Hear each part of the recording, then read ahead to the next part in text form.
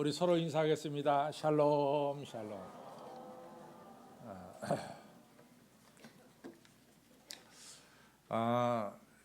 제가 사는 데가 7층이거든요. 7층인데 정확하게 우리 교회 공사장이 한눈에 딱 들어옵니다. 그때 내가 그 얘기했더니 목사님 개미가 기어가는 것도 보이겠네 그래. 그래서 그건 못 본다고 내가.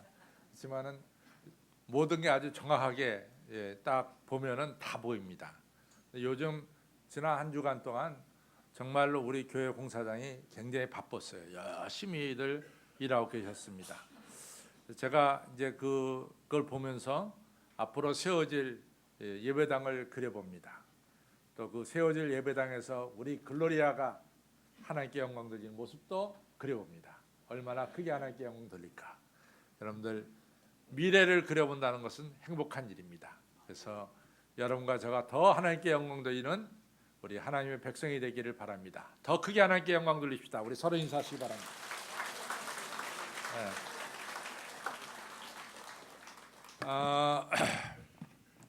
사람이 참 충성한다는 게 그게 쉽지 않은 얘기 같아요. 우리가 충성하면은 한문으로 쓰면은 가운데 중자에다가 마음 심자, 또 말씀 언변에 이룰 성자, 이게 충성이죠. 그래서 그냥 한문풀이를 해버리면은 이 중심된 마음으로 내가 말한 것을 이룬다. 이것이 충성이다. 이게 뭐 한문풀이를 하면 그렇게 되겠죠. 근데 하여간 우리가 중심의 마음으로 우리가 일한다는 것이 아마 충성의 한 부분일 겁니다. 또 하나는 충성은 사실은 우리가 하루 이틀 충성하라, 하루 이틀 잘할 수 있습니다. 일주일 충성하라, 일주일 왜 못하겠어요. 1년 충성하라, 1년도 할 수 있을 것 같아요. 문제는 충성은 10년, 20년 변함없이 우리가 하나님을 잘 섬기는 게 충성입니다. 충성은 좀 시간을 두고 우리가 변함없이 섬기는 것이 충성이다. 이렇게 볼 수 있습니다. 또 충성은 뭐냐? 사실은 이 어려울 때 보면은 우리가 하나님께 더 충성할 수 있고 또 하나님을 떠날 수가 있어요. 그래서 어려울 때일수록 난세일수록에 더 하나님께 가까이 나가는 것, 그것이 바로 충성이라고 말할 수 있습니다. 근데 사실은 충성이 쉽지가 않습니다. 왜냐하면은 제가 지난주에도 잠깐 언급했듯이 우리가 이 아브라함을 보면은 아브라함이 창세기 12장에 부름 받아요. 제가 얘기했지만 본토와 친척과 아비집을 떠나서 하나님이 지시할 땅으로 가라. 이건 간단한 말 같지만 굉장히 어려운 게 있습니다.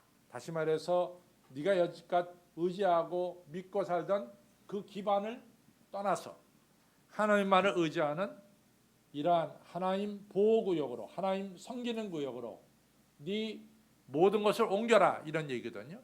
아브라함이 옮겼어요. 실제로 옮겼어요. 그래가지고 아브라함이 가나안 땅에 살게 되는데 그 9절까지가 아주 긍정적인 얘기가 나옵니다. 근데 10절에 딱 들어서면 창세기 12장 10절입니다. 10절에 딱 들어서면은 가나안 땅에 기근이 임합니다. 어려움이 임하니까 아브라함이 글쎄 가나안 땅을 두고 애굽 땅으로 내려갑니다. 어려움이 닥치니까 그 천신만고 끝에 도착한 가나안 땅을 포기하고 애굽 땅으로 내려가게 돼요. 물론 내려가서 하나님께 호되게 야단 맞죠. 다시 돌아오게 되죠. 이처럼 우리가 충성한다는 게 쉽지가 않아요. 근데 이제 이러한 아브라함이 하나님의 은혜의 연단을 거쳐서 창세기 22장 되면은 하나님께서 아브라함에게 너 백세에 난 아들 이삭을 바쳐. 그러니까 아브라함이 두 말도 하지 않습니다. 그 말씀을 받자마자 그 다음날 새벽에 일찍이 사안하고 나귀에다가 땔감나무를 싣고 이삭을 데리고 모리아산 꼭대기에 올라가는 것을 보게 됩니다. 그때는 정말 충성스러운 사람이 되는 거죠. 이처럼 우리가 어려울 때 하나님을 열심히 섬긴다. 이것이 쉬운 얘기 같지만 그렇게 쉬운 얘기는 아닙니다. 오늘 이제 이 2부 예배 때 중국의 그 지하교회 목사님, 지하교회 이 교회들 연합의 이 대표되는 목사님이 2부 예배에 와서 설교를 하셨어요. 근데 그 설교 본문이 마태복음 4장 1절로부터 11절입니다. 그 내용은 예수님이 3가지 시험 받으신 것에 대해서 말씀하신 거예요. 근데 사실 저 개인적으로는 굉장히 은혜를 받았어요. 왜냐하면은 우리 교회 뭐 미국 목사님도 많이 와 설교하고 독일 목사님도 와 설교하는데 이 핍박받는 교회 와서 교회 목사님 와 설교하니까 그 굉장히 그 말씀 속에 힘이 있더라고요. 그래서 역시 어려움 속에서 신앙생활하는 사람들에게는 이 영적으로 뭔가 이 강함이 있구나 이런 걸 갖다가 제가 개인적으로 제가 느낀 것을 말씀드립니다. 예수님이 3가지 시험을 받았죠.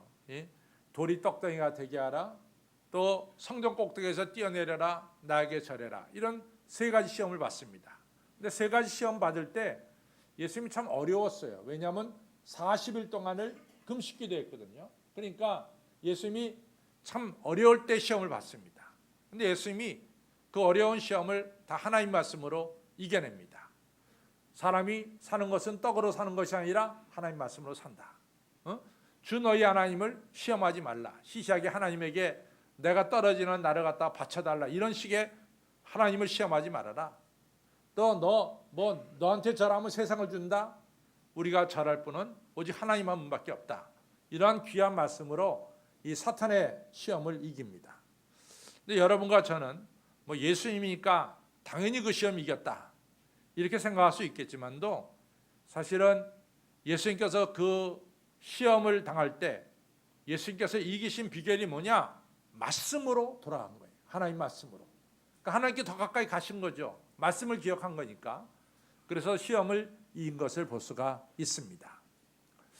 저는 이제 성경을 보면서 느끼고 있는 것은 뭐냐면은 하나님이 참 다윗을 사랑하세요. 내 사랑하는 다윗, 내 기뻐하는 다윗, 내 종 다윗, 얼마나 다윗을 사랑하는지 모릅니다. 근데 왜 이렇게 하나님이 다윗을 사랑할까? 여러 가지 이유가 있지만은 오늘 이 하나님께서 다윗을 사랑할 수밖에 없는 다윗이 가지고 있는 몇 가지 장점, 여러 가지 장점이 있지만 몇 가지 장점이 오늘 성경에 나옵니다. 제가 오늘 읽은 시편 63편도 똑같은 거예요. 다윗이 그 아들 압살롬의 것에 쫓겨나요. 그것이 사무엘하 15장에 나오거든요. 여러분들 세상에 자기가 낳고 이같이 진자리 마른자리 가라니면서 키운 그 아들에게 쫓겨나는 부모가 있다면 그 부모의 심정이 얼마나 슬프겠어요. 다윗이 그랬습니다. 사무엘하 15장에 보면은 다윗이 왕궁에 있는데 갑작스럽게 지금 압살롬이 칼과 창을 가지고 아버지 죽이겠다고 군대 끌고 들어오는 거예요. 다윗이 회의를 하다마다 회의하는 도중에 그 소식 듣고요, 한 말이 그겁니다. 지체하다간 다 죽겠다. 빨리 도망가자. 아들 때문에 이 예루살렘 궁을 놔두고 도망가는 거예요. 그래가지고 다윗이 도망가는데 얼마나 급했던지 다윗이 자기의 후처들을 다 왕궁에다 두고 자기는 맨발로 그냥 뛰쳐나갔어요. 하도 아들이 급작하게 올라오니까. 그때 이제 이 다윗이 이 예루살렘 동쪽 문을 통해서 도망가는데 기드론 골짜기를 내려가서 그 시내를 건너서 다시 이같이 감람산으로 올라가서 유다 평야로 갑니다. 그때 다윗이 얼마나 급하게 갔던지 맨발로 갔고 머리를 풀어헤치고 눈물을 흘리면서 갔다. 이렇게 성경은 말씀하고 있습니다. 속이 답답했겠죠. 어떻게 내가 낳은 아들이 나를 죽이겠다고 오느냐 이거지. 받아들일 수 없는 현실이죠. 그러니까 슬피 울며 갔어요. 그러면서 지은 시가 오늘 시편 63편입니다. 그런데 시편 63편의 첫 내용은 뭐냐? 하나님은 나의 하나님이시라. 내가 물이 없는 메마른 땅, 이 강곤한 땅에서 내가 주를 바라나이다. 내가 주님을 이 시간 바라고 주님을 찾나이다. 이렇게 외치고 있어요. 참 고통 속에서 이 다윗이 하나님을 찾고 있습니다. 여러분들은 이 말씀을 읽으면서 당연하다, 어려울 때 우리가 하나님 찾는 게 당연하다, 그렇게 생각하지만은 절대로 당연한 게 아닙니다. 실제로 여러분들이 어려울 때 하나님을 찾으면 여러분들은 믿음이 있어요. 그런데 우리가 환난과 핍박과 어려움 속에서 하나님을 찾는 것이 당연하다 그러지만은 당연히 찾지 않아요. 안 찾는 사람이 너무나 많습니다. 자, 예를 들자면은 우리가 욥기에서 볼 수 있어요. 욥기에서 욥이 동방의 의인입니다. 욥은 말이죠, 잔치를 끝내고 나면은 가족들을 다 불러다 놓고 가족 한 명 한 명을 위해서 번제를 드렸다라고 욥기 1장 5절은 말하고 있어요. 행여나 내 가족 식구 중에 누가 범죄했을까 봐, 만약에 범죄했다면 이 범죄를 용서받기 위해서 욥은 언제나 가족 전체를 위해서 한 명 한 명 이름을 불러가면서 하나님께 번제의 예배를 드렸다 그랬어요. 이렇게 예배를 드리던 가정이 욥의 가정이에요. 근데 욥의 가정에 어려움이 닥쳤어요. 욥의 아들 7, 딸 다 죽었습니다. 재산 다 졸지에 없어졌어요. 욥의 온몸에 욕창이 나서 욥이 기아장으로 자기 몸을 긁었어요. 그때 욥의 아내가 찾아와서 욥에게 뭐라고 말합니까? 당신이 이래도 순전하게 하나님을 찾느냐? 여기서 순전하다는 말은 미련하게 하나님을 찾느냐? 그 하나님을 저주하고 죽으시오, 이랬어요. 그리고 욥의 아내는 도망가 버리고 말았습니다. 욥의 아내는 욥이 항상 예배드릴 때 그 자리에 참여해서 예배드린 그 사람이요. 욥의 아내가 욥과 함께 예배를 안 드린 적이 없어요. 그런데 정작 환난의 때가 오니까, 정말 어려움의 때가 오니까 하나님을 저주하고 죽으라고 하면서 욥의 아내는 떠났어요. 우리도 마찬가지입니다.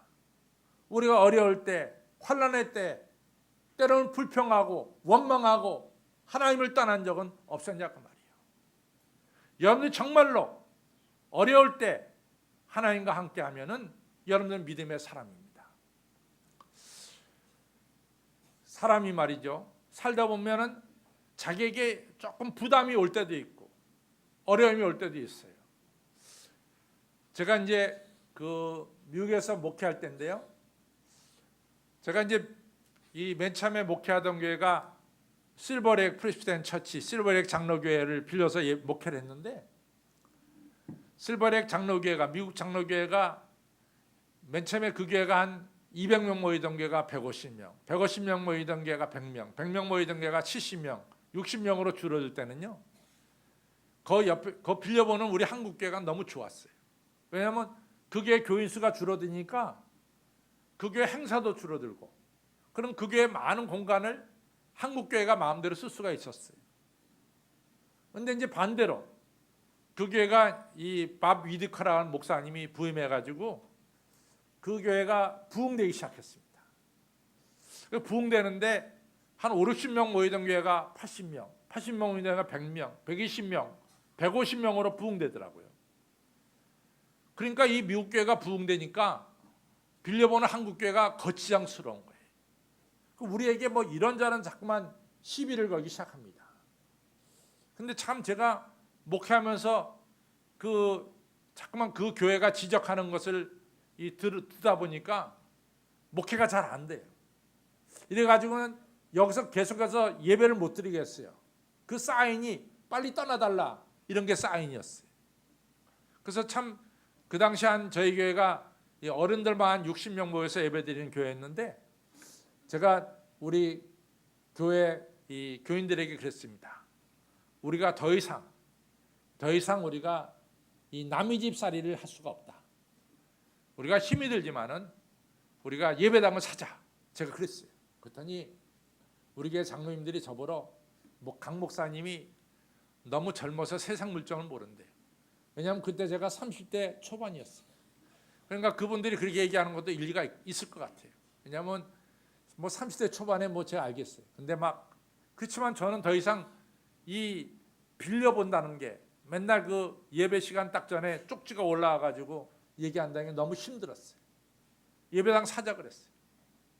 장로님들이 어떻게 삽니까?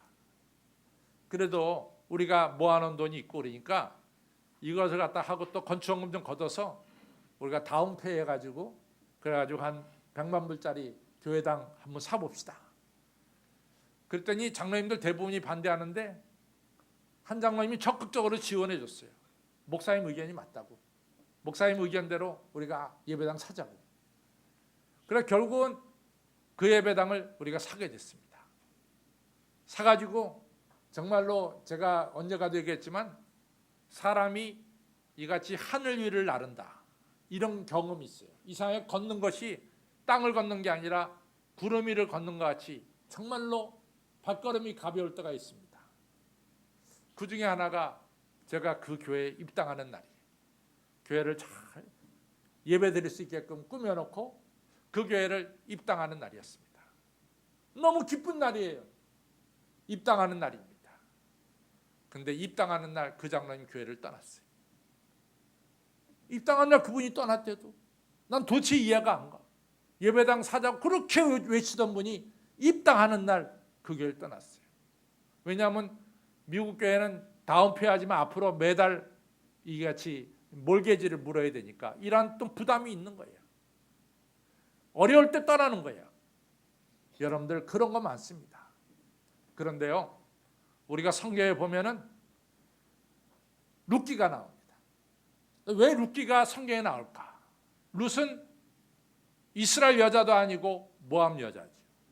근데 룻은 말이죠, 이제 알다시피 자기 남편도 죽었어요. 근데 그 내용을 보면은 룻의 시어머니가 나오미죠. 시아버지가 엘리멜렉.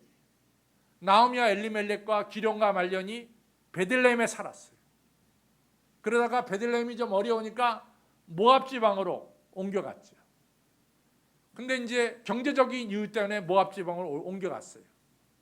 제가 보니까 모압 지방 옮겨가서 경제적으로는 어려움이 없었던 것 같아요. 왜냐하면 성경에 이 나오미가 모압 지방 가서 경제적으로 어려웠다 이런 얘기는 한 군데도 안 나오니까 경제적인 문제는 해결된 것 같아요.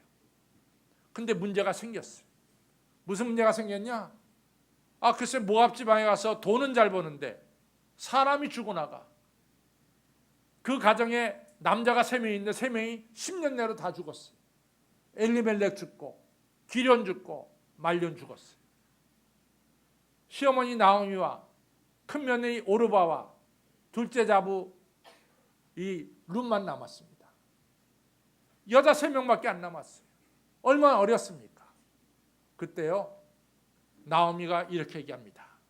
나는 베들레헴 하나님의 떡집으로 돌아간다.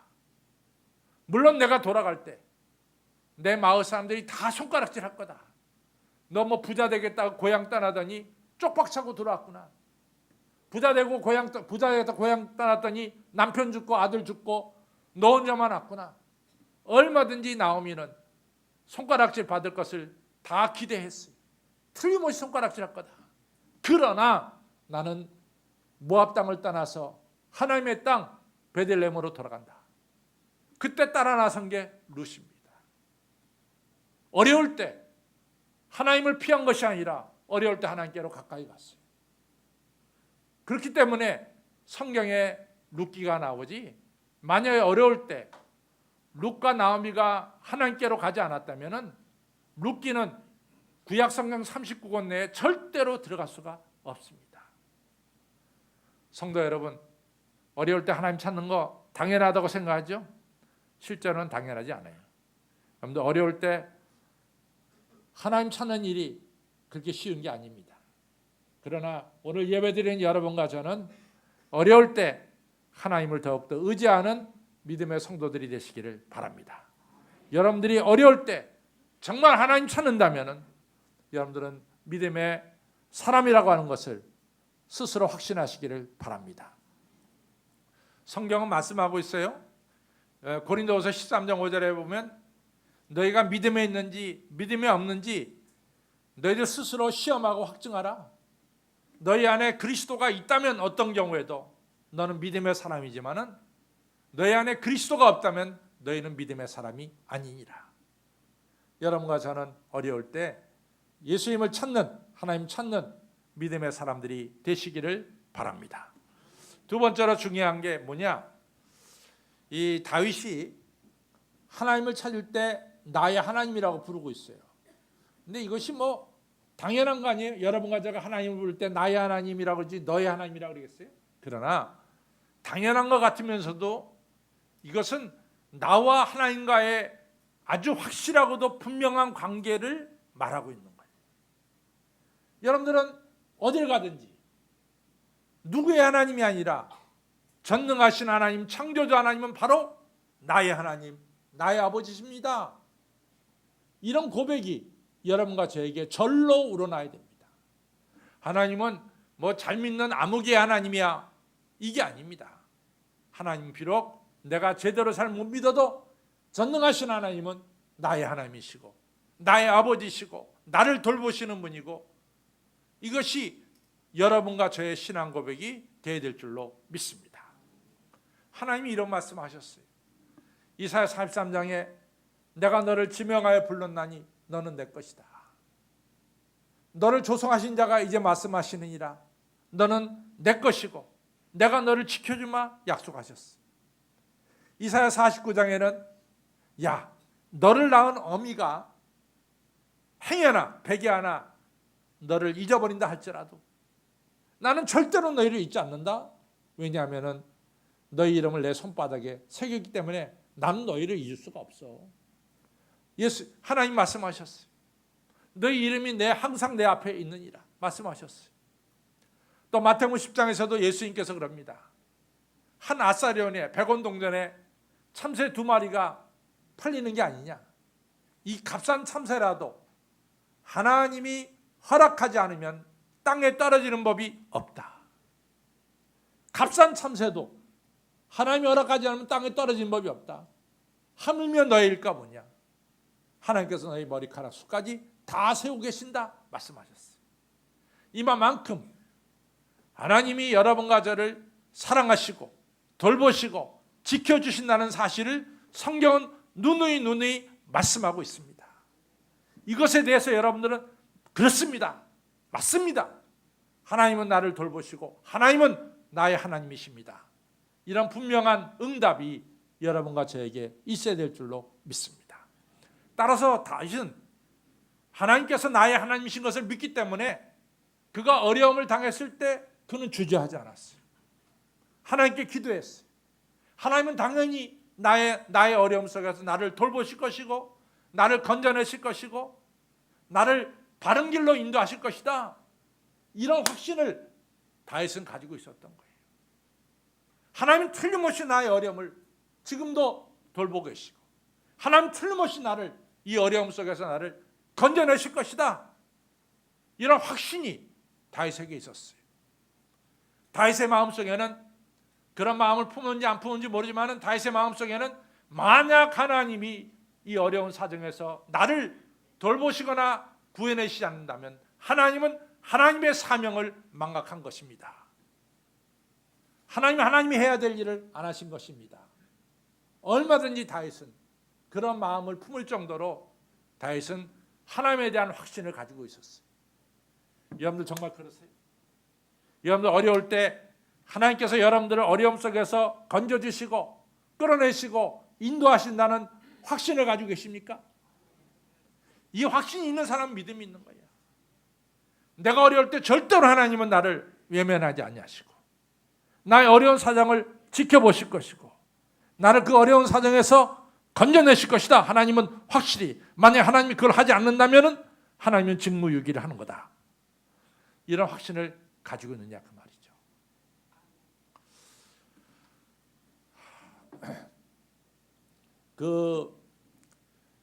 제가 이제 저쪽 교회 있을 때 저쪽 교회 성도님 중에 한 분이요, 17살에 북에서 내려왔어요. 혼자 내려왔어요.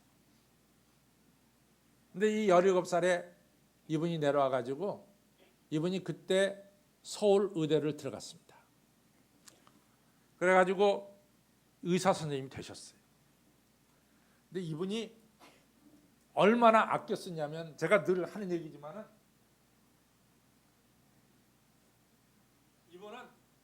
이 휴지를 갖다가 한 번도 제대로 쓴 적이 없어요.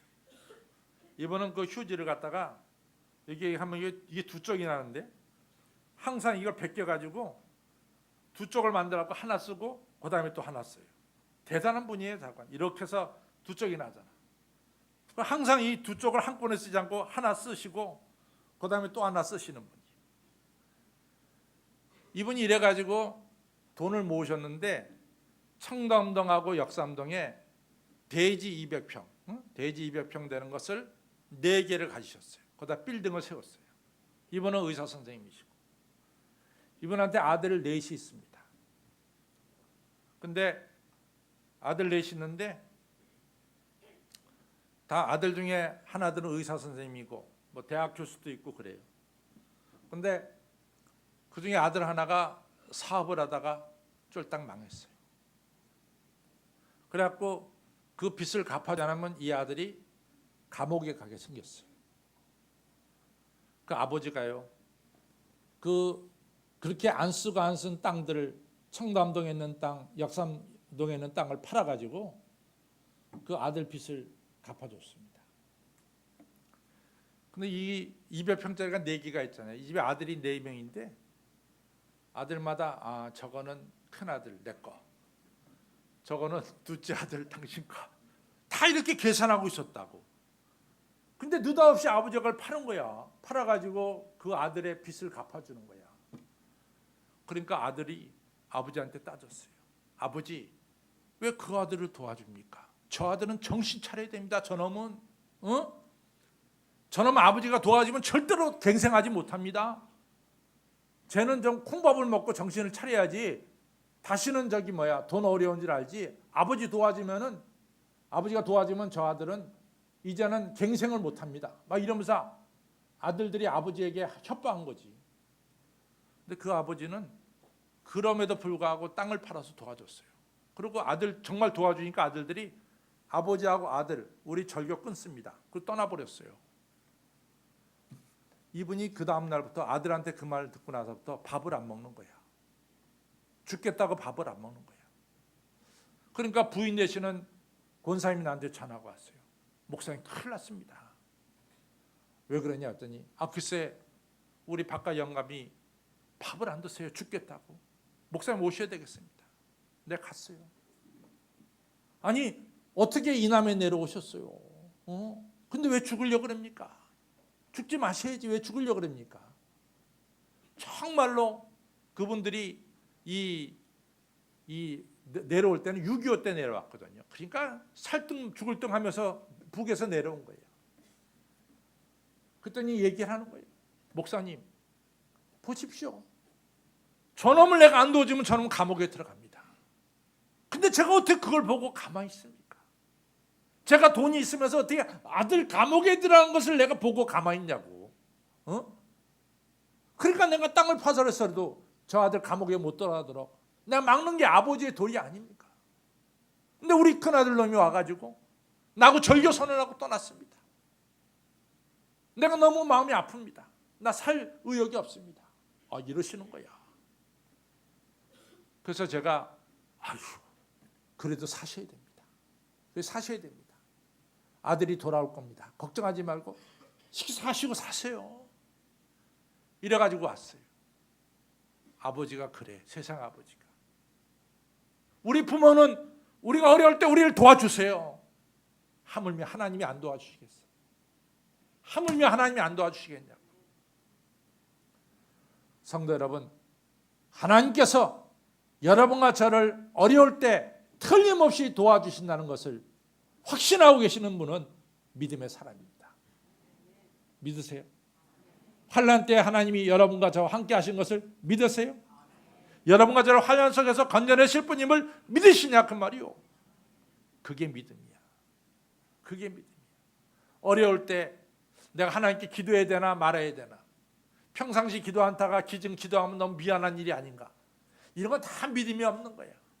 다 믿음이 없는 거야. 우리 부모가 내가 어려울 때 당연히 부모님은 도와줘야 되지. 하나님은 내가 어려울 때 여러분과 저를 당연히 도와주시는 여호와 하나님이심을 믿으시기를 바랍니다. 그래서요, 다윗은 분명히 얘기하고 있어요. 다윗은 주의 인자가, 주의 이러한 사랑이, 주의 이러한 자비와 주의 이러한 돌보심이 내 생명보다 더 크므로 나는 주님을 찬양할 수밖에 없습니다. 찬양하는 거지.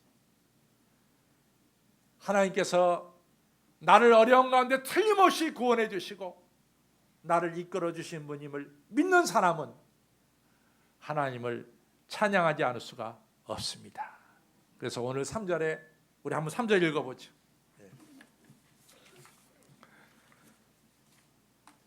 3절을 읽겠습니다. 시편 63편 3절입니다. 같이 읽습니다. 시작.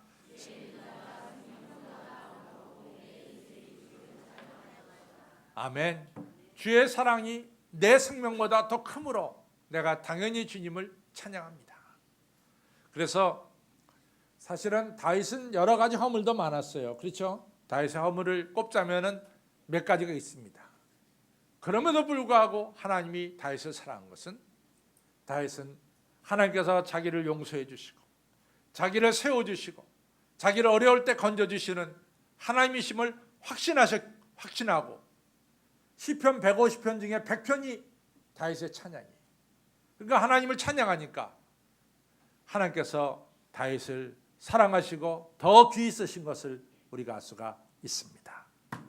성도 여러분, 하나님 찬양하시기 바랍니다. 하나님 은혜를 깨닫고 찬양하시기를 바랍니다. 다윗이 또 한 가지 중요한 것은 시편 84편에 보면 만군의 하나님이여 내가 여호와의 궁정을 사모하며 내가 여호와의 궁정을 사모하면서 내 마음이 쇠약해졌습니다. 하나님, 참새와 제비도 하나님 전에서 거하건만 나는 이 유대 광야 저 마하나임 몇 곳에 가서 하나님의 성전에 마음 들어가서 예배를 드릴 수가 없나이다. 나는 하나님의 궁정에서 하루를 지내는 것이 악인의 장막에서 천일을 지내는 것보다 낫습니다. 이러면서 다윗의 마음속에 하나님의 궁정에 가서 예배드리고자 하는 이 간절한 마음을 우리는 시편에서 볼 수가 있습니다. 여러분과 저가 정말로 주의 인자가, 주의 사랑이 내 생명보다 귀하다고 느끼시는 분은 당연히 하나님을 찬양하게 되겠고 당연히 하나님께 예배드려야 될 줄로 믿습니다. 너무나 하나님이 좋으니까, 너무나 예수님이 좋으니까 예수님은 틀림없이 우리 예배를 받으시고 우리를 축복해 주실 줄로 믿습니다. 우리가 살면서 참 신앙 고백이 많아요. 신앙 고백은 뭐냐? 하나님께서는 우리가 비록 하나님을 제대로 섬기지도 못했는데 하나님은 여러분과 저를 천배 만배로 사랑하시고 축복하신다는 거예요. 이것을 깨닫고 있습니까? 이것을 깨닫고 있어요? 꼭 깨닫기를 바랍니다. 너무나 하나님은 여러분과 저를 사랑하세요. 그래서 다윗은 찬양했고 예배를 드렸고 다윗은 마지막으로 얘기하기를 주의 인자가 내 생명보다 귀합니다. 나는 주님을 위해서 내 생명도 바칠 수가 있습니다. 얼마나 중요한 겁니까? 사도 바울도 그랬어요. 사도 바울도 빌립보서 1장에 내가 육체로 거하는 것과 내가 육체를 떠나서 예수님과 거하는 것 이 두 사이에 내가 끼어 있습니다. 근데 내 솔직한 고백은 나는 지금 이 시간 육체를 떠나서 빨리 하늘나라 가서 주님과 함께 거하는 것이 내가 차라리 원하는 바입니다. 사도 바울은 예수님을 너무나 사랑하기에 자기 생명보다 더 귀하게 여기신 것을 알 수가 있습니다. 아무쪼록 오늘 예배 드리시는 여러분과 저는 다윗과 같은 믿음을 가지시기를 바랍니다. 어려울 때일수록 더 주님께로 가까이 나오셔야 돼요. 저 따라하세요. 어려울수록 주님께 더 가까이 나간다. 두 번째는 주님은 나의 어려움을 아시고 나를 건져 주신다. 저 따라하세요. 주님은 나의 어려움을 아시고 나를 건져주신다. 이것을 확신하시기를 바랍니다. 그렇기 때문에 주의 인자는 내 생명보다 귀해요. 주의 사랑은 너무나 커서 내 생명보다 귀해요. 찬양할 수밖에 없고 예배드릴 수밖에 없고 내 생명을 주님께 바칠 수도 있는 것입니다. 이러한 믿음의 자리에 서시기를 주님의 이름으로 축원합니다. 기도하겠습니다. 아버지 하나님 감사합니다. 오늘 저희들이 천지 만물을 창조하시고 주관하시는 여호와 하나님을 이 시간 온전히 체험할 수 있도록 성령님 역사하여 주옵소서. 어려운 일 당할 때 나의 믿음은 적지만 의지하는 예수님께 더 가까이 나가는 저희들 되도록 굳건한 믿음을 주시고 나의 어려움을 하나님이 이 시간도 지켜보시고 우리 하나님은 틀림없이 나를 건져주시고 반석 위에 세워주심을 확신할 수 있도록 귀한 믿음 심어주셔서 주의 인자와 주의 자비는 너무나 크고 너무나 귀해서 내 생명보다 더 귀합니다. 주님을 찬양합니다. 주님을 예배합니다. 주 예수보다도 귀한 것은 없습니다.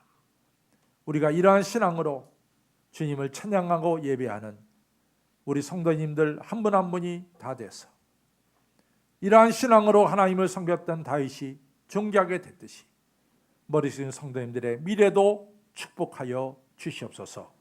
감사하며 예수님 이름으로 간절히 기도 올려 싸움나이다. 아멘.